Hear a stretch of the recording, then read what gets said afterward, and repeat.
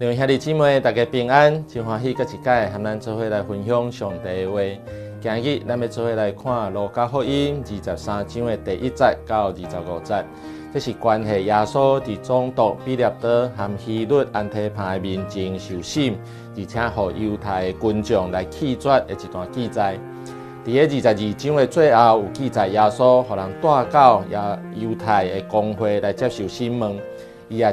正式被定罪，伊的罪名是称家己做上帝的囝儿，也就是来亵渎上帝，这是宗教性的一个罪名。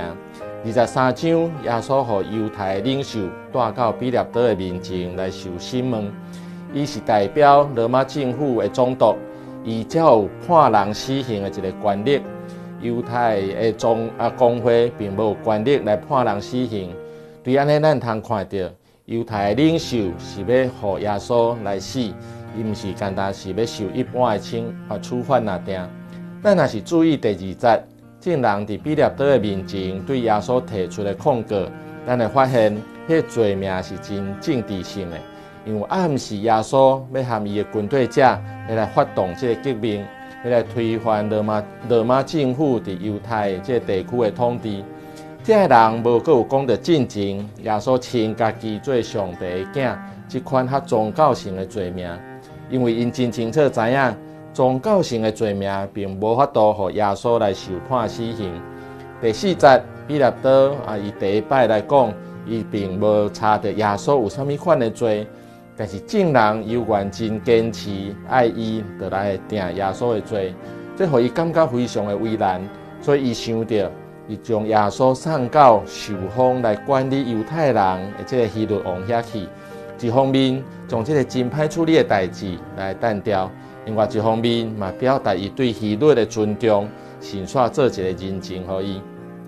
后来耶稣搁一届奉送转来到彼勒多遮，彼勒多伊就第2届表明伊认为耶稣是无罪的，上时嘛想要来偷放伊。但是犹太人伊犹原真坚持要除掉耶稣，因甘愿彼勒多会当偷放巴拉巴予因。22节，彼勒多伊第3摆想要来偷放耶稣，但是证人的声赢过彼勒多伊这款的想法，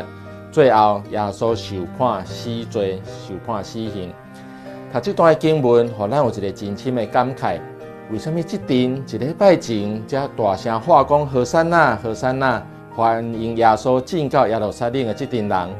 因即摆却是话定死伊伫十字架顶。这个原因是耶稣并无符合因对这个弥赛亚的期待，所以因对欢迎变做是弃绝。愿咱通过读今日的这段经文，咱会当做伙来学习，通过上帝的话，通过圣经，来咱正确来认捌耶稣伊的身份，千万唔通亲像当时的犹太人同款。失了上帝的救恩。